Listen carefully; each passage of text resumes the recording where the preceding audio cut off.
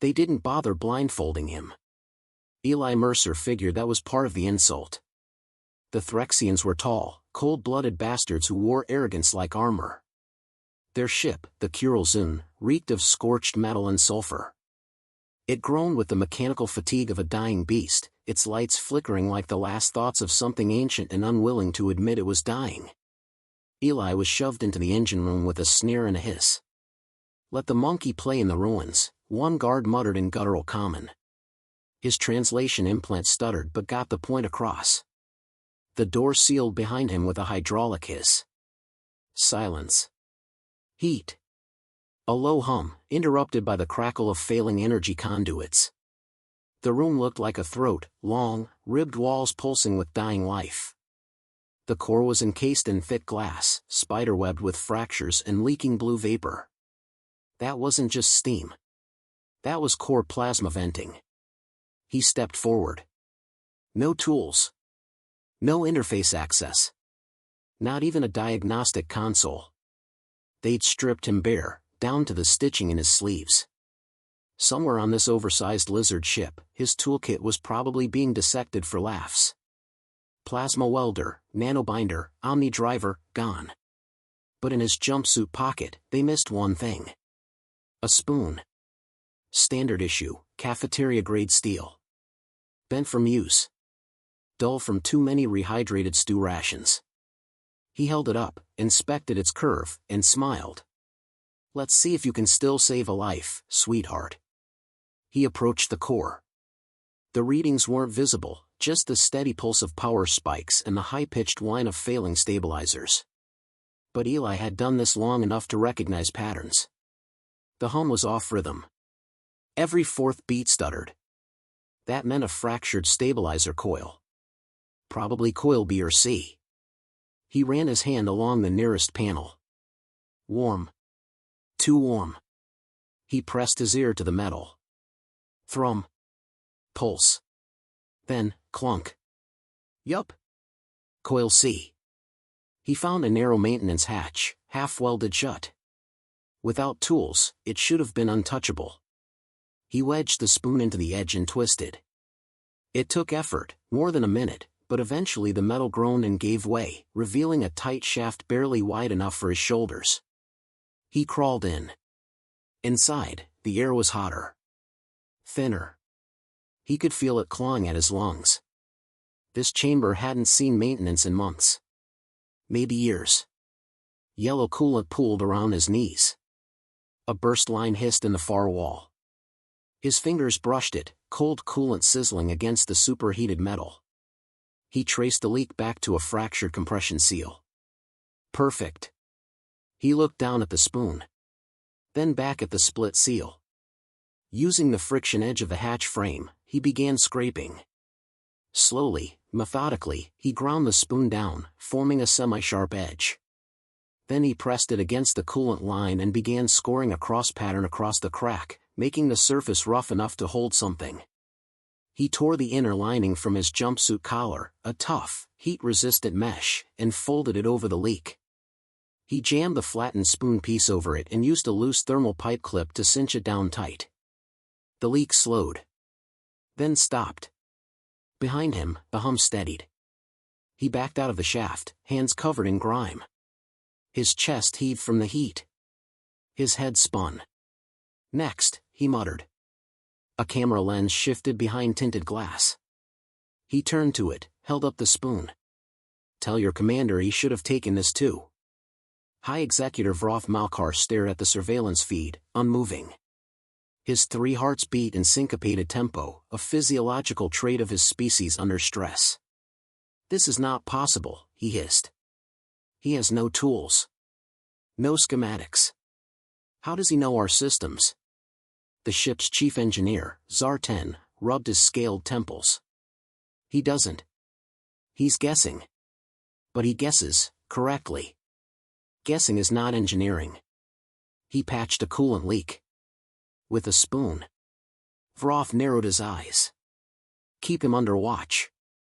Increase atmospheric stress in the chamber. See how long he lasts." Back in the engine bay, Eli had found a burnout circuit relay near the power intake node. He removed the panel, burned his hand slightly, cursed quietly, and exposed a maze of unfamiliar wiring. Alien design. But current was current. Heat signatures didn't lie. He traced the short to a melted conduit block. No replacement. No fuses. He crouched, pried the panel's edge with the spoon again, and popped out a strip of conductive alloy from the wall, probably decorative shielding. He bent it into a U-shape, bridged the blown connector, and watched the lights flicker. Then stabilize. The entire deck shifted, barely, but enough that the artificial gravity reasserted itself properly. Power rerouted. Load redistributed. A low chime rang through the chamber. Smoother. Calmer. The engine was no longer screaming. Eli stood, stretching his spine with a satisfied grunt. Damn. That's two. He sat near the panel, spoon resting across his knee. Sweat clung to his skin. His heartbeat finally slowed. Somewhere, the guards were probably watching. Laughing. Or maybe, not anymore. In the command chamber, Vrotha's claws tapped the edge of his control throne. He is adapting. No human should be able to read Threxian circuitry. Not without translation. Zartan swallowed. He's not reading, sir. He's listening. Feeling. Improvising. Then we escalate. Eli heard the hiss a second too late. The vents above him released a blast of heated gas, atmospheric shift. Thinner oxygen. Higher temperature. A trick. He staggered, coughed. His vision blurred for a moment. He dragged himself toward the hatch. Pulled a pipe loose to wedge it open. Let cooler air from the adjacent conduit flow in. He sat against the wall, spoon clenched in hand. You want me to break? You should have thrown me in a room without a problem to fix. Outside, the warship's systems ticked upward. Stabilizers online. Heat dispersal back to nominal. Power curve leveled. Zartan stood silently. We can't kill him now, he muttered. Vroth turned sharply. Why not? Zartan pointed to the data stream. Because he's saving the ship. And half the crew doesn't want to die. The commander said nothing. But in his mind, a new plan began to form. One that ended with a spoon buried in a very dead human's chest. The alarm klaxon was shrill and unfamiliar, a pulsing screech that rattled the bulkheads like a predator's roar. Eli blinked awake. He hadn't meant to fall asleep, just rested his eyes for a second. The spoon was still in his hand. His improvised patch job was holding, but the engine's rhythm had changed. Again. He stood, cracked his neck, and listened. Something upstream was failing now. He reached for the exposed panel he'd left cracked open last night, its edges still warm to the touch. The relay cables inside twitched with surges. Not regular. Not clean. Then a jolt of energy slammed through the conduit, and a burst of static shot across the floor grates. Okay, he muttered, wiping sweat from his brow. You're angry. I get it. On the other side of the ship, Executor Vroth leaned into the hologram display of the engine bay, claws tapping the floor. The reactor is surging again. Zartan nodded grimly. It's the containment lattice. It wasn't designed to run this hot without manual tuning. He fixed what we wouldn't touch. Now it's exceeding spec. Vroth growled. You praise him like a master engineer. I state facts, sir. He's a mechanic. A primitive. His kind burns forests to cook meat. Zartan glanced at the data stream. And yet, he's rewriting the laws of containment stabilization with a spoon. Eli crouched by the flux chamber.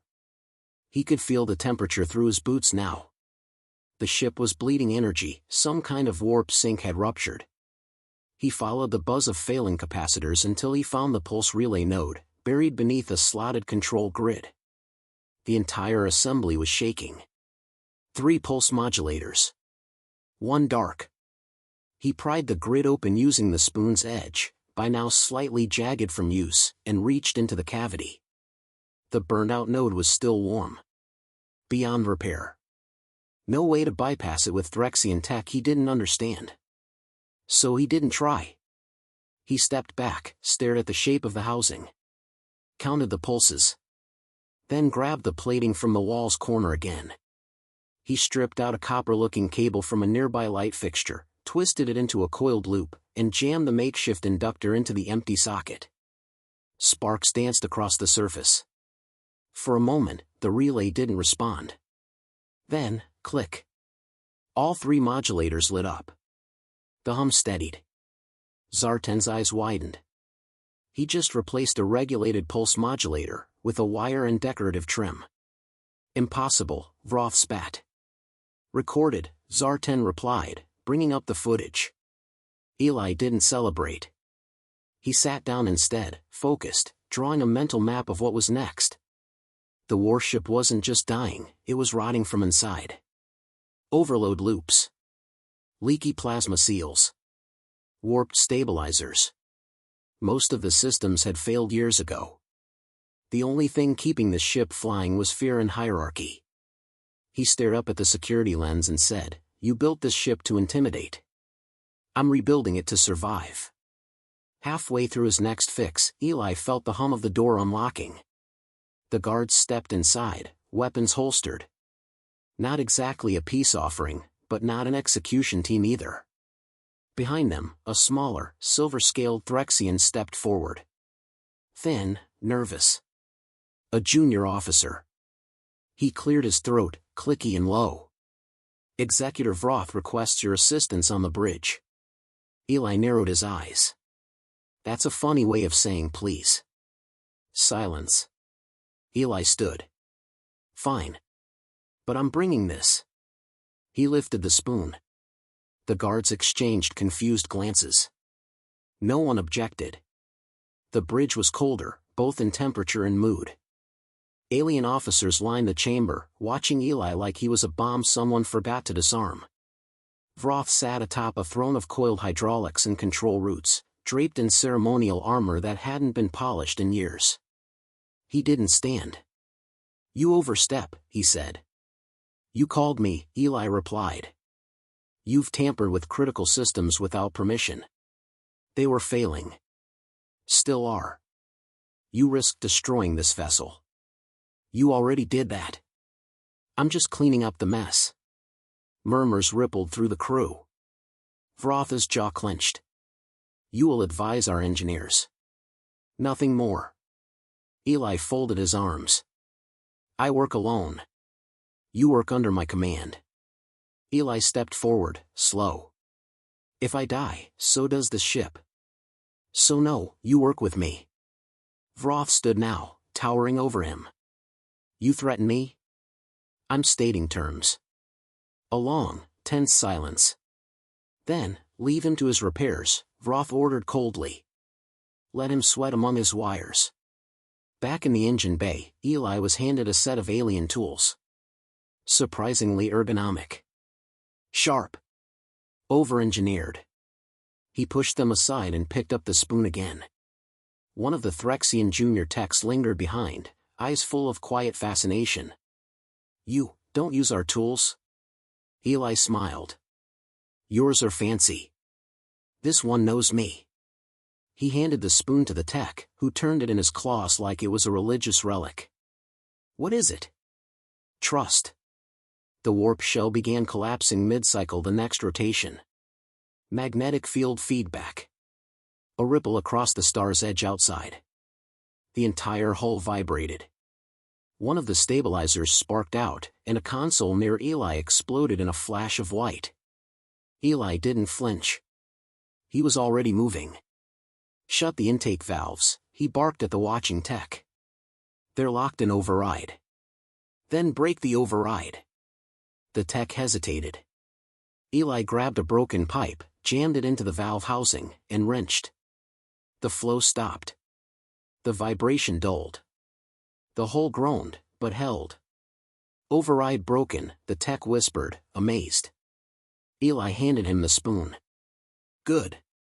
Now fix the others."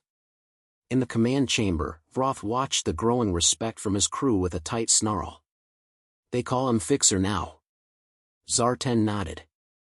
"They say he listens to the ship like it speaks to him. It must stop." That night, Eli returned to his corner of the engine bay. The spoon, cleaned and warm from use, rested beside him. He leaned against the bulkhead, breath slowing. The ship's hum was still rough. Still fractured. But it wasn't screaming anymore. And for the first time, the walls felt quieter. Like the Kural'Zun itself was listening. He chuckled to himself. "They thought they took my tools." He patted the spoon gently. "But they never took my hands." Eli's eyes snapped open to the hum of failing systems again. The Kural'Zun was trembling under his feet like a beast in the final stages of its death throes. The emergency lights flickered like dying stars, casting a red glow over the sweat-slicked metal floors. He could feel the pulse of failing power conduits reverberating through the bulkheads, a rhythmic, thunderous vibration. Every part of the ship was screaming, but nothing was worse than the engine core. It was on the edge of total meltdown. Eli knew it. He could almost taste the impending explosion. His hands tightened around the spoon, the blunt edge oddly reassuring. He didn't need tools anymore. He was the tool. Vroth Malkar stood in the control room, his eyes narrowed on the thrumming engine bay below. Zartan stood at his side, watching the readouts that flickered in and out of focus, a clear signal of impending collapse. "How is it possible?" Vroth asked, his voice low and full of frustration. "He has nothing. No tech, no training, just a spoon." "He listens to the ship," Zartan replied. "It speaks to him." Vroth's jaw clenched, his mandibles clicking in irritation. "We'll see how long his listening lasts." Back in the engine bay, Eli moved with purpose, ignoring the buzz of his muscles screaming from exhaustion. He was running on fumes now. The air was thick with the stench of burnt circuits and ozone. His mind was numb, but his hands moved like they had a mind of their own, reaching for panels, wires, conduits, anything that might hold together the wreckage of the Kural'Zun. The power core was failing, and there was no way around it. It was a force of nature, a collapsing star crammed into a machine, and the Threxians had built their ship to make sure no one ever dared challenge it.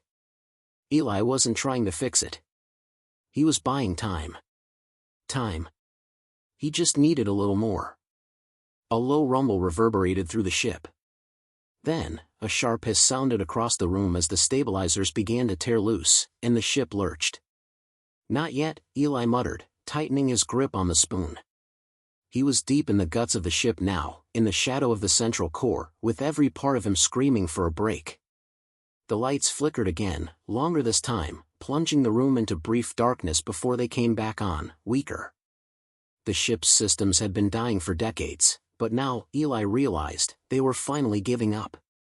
The problem wasn't the ship, it was the people who'd built it. They had designed it for war, for dominance, not for survival. And now, it was his job to make sure it didn't implode. Up above, the command deck of the Kural'Zun was in chaos. The bridge officers, silent until now, were shouting at each other, scrambling for control of the failing systems. Vroth watched, his expression hard and unreadable, as the control panels flickered and failed. "We have 15 minutes at best," Zartan said quietly, a note of defeat in his voice. "We can't override the core's damage. The only option left is to jettison the reactor and abandon the ship." Vroth's eyes hardened. "Abandon?" His voice shook with anger. "We're not leaving. He fixes it, or he dies with us." Zartan turned to face him, his scales shimmering in the flickering light. "You realize he's only kept the core stable because he knows nothing. It's sheer luck. A random guess. If he does it," Vroth interrupted sharply. "Or we die." Back in the engine bay, Eli's hands moved faster now, sweat beading down his forehead. He reached into the open core chamber, feeling the pulses of energy, the surges of power that were far too erratic for something supposed to run on a scheduled rhythm. His mind was working faster than he could track, moving between circuits, seals, and conduits. There was only one thing left to try, one last chance. The outer shell of the core was cracked. Thin veins of plasma were leaking out like blood from a wound. The damage was beyond what Eli could repair with makeshift fixes, but he wasn't here to repair it. He was here to survive it. He reached into the panel beside him, pulled out a long strand of wiring, and wrapped it around the exposed core in a loop. He crossed his fingers, silently willing it to hold together. Then, he turned to the spoon. His hand tightened around it once more as he used it to secure the wiring in place, pressing it into the gap, sealing it with whatever little pressure he could provide. He could feel the vibration in the air as the core's pressure released. For a moment, it seemed like the entire ship held its breath. Then, slowly, agonizingly, the warship began to settle. The core hummed once more, stable but only just. It wasn't fixed. But it was alive. Eli exhaled, standing back to take in his work. Up on the bridge, the crew watched the readouts, the silence unbearable. It was impossible. It shouldn't have worked. But it had. The core's readings stabilized. Power began to hum through the system again. The emergency lights flickered back on, and the tremors lessened. The Kural'Zun wasn't fixed, but it wasn't about to explode. Zartan turned to Vroth, his eyes wide in disbelief. He did it. Vroth stood motionless for a moment, then a low chuckle escaped him. He fixed it. With a spoon. Eli slumped against the wall, exhausted but triumphant. His chest heaved, and he wiped sweat from his brow. His work was done. The ship would hold together for a little longer. And with that, he had done more than just survive. He had defied them. The door slid open behind him, and Vroth stepped in, his expression unreadable. "You've won," Vroth said quietly, his voice almost respectful. "We stay alive because of you." Eli didn't move at first. "I did what I had to. I didn't do it for you." Vroth stepped forward, towering over him. "You've made a powerful enemy today, human. But you've also made a powerful ally." Eli stood, the spoon still clutched in his hand. "I'm not here for alliances. I'm here for survival. And I've already won that battle." Vroth's mandibles twitched in a gesture that might have been a smirk, if Threxians were capable of such things. "Then go. You've earned your life." Eli turned, walking toward the exit, the door hissing open before him. As he stepped out, the spoon still warm in his hand, he looked back once more at the vast expanse of the Kural'Zun. It wasn't a victory. It was just the first step. He wasn't done yet.